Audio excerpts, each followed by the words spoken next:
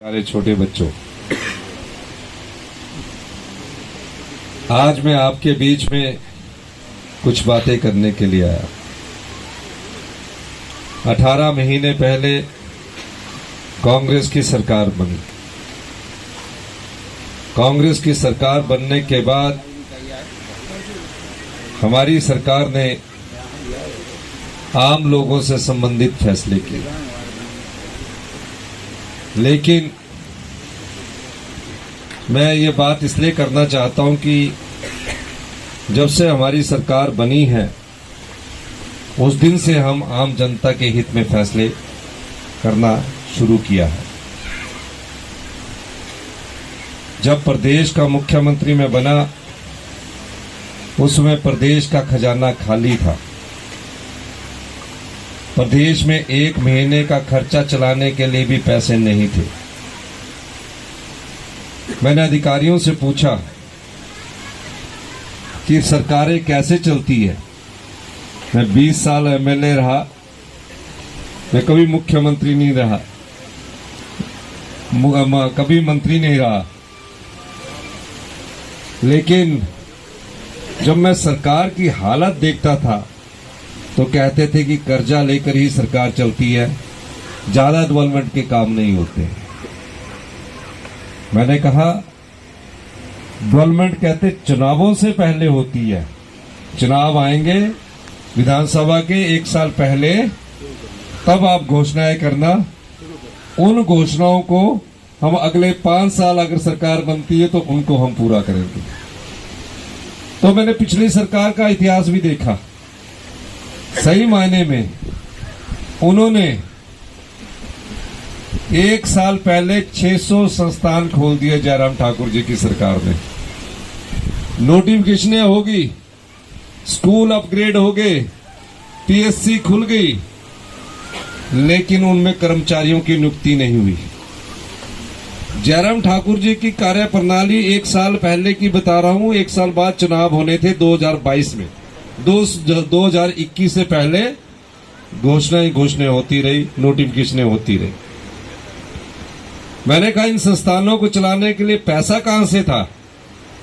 उन्होंने कहा ये पैसा अगले 5 साल आप लगाएंगे और जब आपका चुनाव 2026 में आएगा तो आप घोषणा करेंगे। अगर आपकी सरकार बन गई तो आप उसको अमली जामा पहनाएंगे, नहीं तो जिसकी सरकार बनेगी वो लोग उसको अमली जामा पहनाएंगे।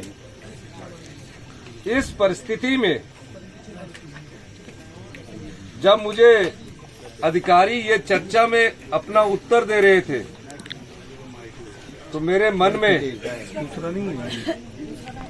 एक सोच उभरी कि हम अपनी जनता को सिर्फ वादों में ही आगे रखकर सपने दिखाते हैं। मैंने कहा कि इस व्यवस्था को बदलना होगा। हम सत्ता में सत्ता सुख के लिए नहीं आए हैं, हम व्यवस्था परिवर्तन करने के लिए आए हैं। और मैं आपको बताना चाहता हूं कि हमने इस व्यवस्था को बदला। 18 महीने पुरानी हमारी सरकार है। हम कोई चुनावों से संबंधित घोषणा नहीं करना चाहते। ये जयराम ठाकुर जी लेकर आया, फिर काम क्या चाहिए था? आपका कैंसर का इंस्टीट्यूशन राज्य स्तरीय हम जोल सुप्पड़ में बनाने जा रहे हैं। सब काम किए, लेकिन इनके ठेके दिलाने में मैंने कोई सहयोग नहीं दिया। ठेके लेते रहे, वो काम फटाफट होते रहे, खनन करते रहे, आपकी संपदा को लूटते रहे। फिर इस्तीफा देने की क्या जरूरत थी? और हमारी अब तो सरकार 3.5 साल की है। हमारी सरकार 3.5 साल और चलेगी। जब हमारी सरकार 3.5 साल की है और हमको 34 से 1 विधायक 35 करने के लिए चाहिए था, 6 उपचुनावों में हमें 4 सीटें मिली और हमारी पूर्ण बहुमत की सरकार 38 की होगी। अगर आप गलती से जीत भी गए तो भी तो आपके काम नहीं हो सकेंगे। क्योंकि आजाद होकर भी आप अपना काम नहीं करवा सके तो बीजेपी में जाकर जब आप विपक्ष में बैठोगे तो कौन आपके काम करेगा। इसका मतलब वो हमीरपुर की जनता को ये सोचते हैं कि मैं अहंकार और घमंड में जो कुछ करूंगा हमीरपुर की जनता मेरे साथ खड़ी होगी। ये सोचकर उन्होंने अपनी सोच को आगे बढ़ाया है। आजाद को कोई इस्तीफा देने की जरूरत नहीं थी। हमने पूछा, हमें जानकारी मिली, इनके पास एक सौदा हुआ। उस सौदे के तहत जब तक इस्तीफा स्वीकार नहीं होता दूसरी किस्त इनको जारी नहीं होनी थी। ये दूसरी किस्त इनको जारी तब हुई जब इनका इस्तीफा स्वीकार हुआ। और देखिए, फिर देखिए 3.5 साल के लिए दोबारा आपसे वोट मांगने आ रहे हैं। क्यों वोट मांगने आ रहे हैं 3.5 साल के लिए? आपने तो 5 साल के लिए चुनकर भेजा था। आपसे पूछा था इस्तीफा देने के लिए। अगर कोई बुजुर्ग से भी ये जो राजनीति में नहीं होता कोई सलाह कर लेते, किसी जिसका राजनीति का विषय भी नहीं होता, किसी बुजुर्ग को पूछते कि मैं आजाद हूं, मुझे इस्तीफा देना चाहिए था, तो उन्होंने कहना था नहीं, आपको कोई इस्तीफा नहीं देना चाहिए, आप तो आजाद है, अगर कांग्रेस काम नहीं करती बीजेपी के साथ बैठ जाओ। ये चीज इनको समझ ही नहीं आई। कहते हैं ना, अहंकार में और लालच में बुद्धि भ्रष्ट हो जाती है, मती मारी जाती। महीने के लिए मती मारेगी दीना दी अणबोला ते सांझो फिर वोट दिया।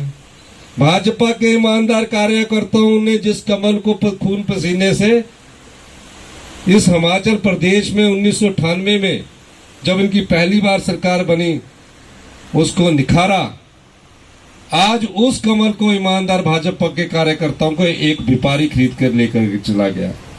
दोबारा आपसे वोट मांगने आ रहे हैं, कह रहे हैं कि 3.5 साल के लिए मुझे दोबारा वोट दीजिए। जब अहंकार ज्यादा हो जाता है, जब लालच ज्यादा हो जाता है, तब इस प्रकार की बात होती है। और इनको अगर आपने सबक नहीं सिखाया तो भविष्य की राजनीति और गंदी हो जाएगी। इस राजनीतिक बुराई का अभी अंत करना है। तो क्या तुझा सबक? हाथ खड़ा करके बताओ। हमने एक ईमानदार प्रत्याशी आपके सामने दिया है, पुष्पिंदर वर्मा जी। डॉक्टर थे, नौकरी छोड़ी, आपके पास सेवा के लिए आ रहे हैं। मैं कह सकता हूं 3.5 साल के लिए इन्हें मौका दीजिए।